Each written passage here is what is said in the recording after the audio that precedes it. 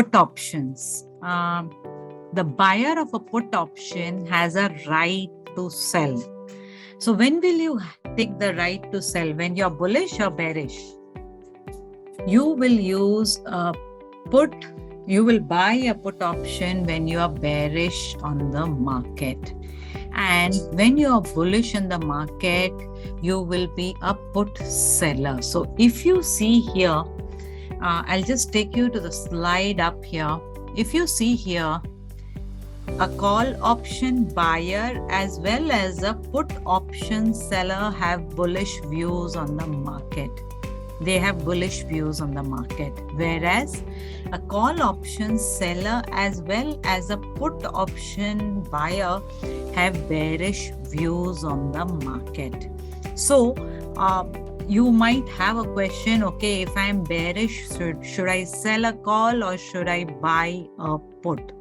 Yeah, so don't worry, we will come to that question a little later, but let's first understand in a little bit more detail the put options. Yeah, now when we're talking about put options,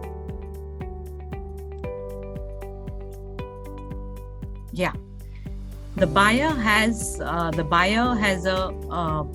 bearish view on the market. He can have limited losses. The losses are limited to the premium that he needs to pay to the seller. Yeah, and the writer or the seller of the put option has a bullish view on the market, and he can have limited gains. His gains are limited to the premium he receives, and he can potentially have unlimited losses. Yeah. Now, who buys? The buyer of a put option can be compared to a person who buys insurance. So let us say if we buy a vehicle, what happens is we buy insurance. Why?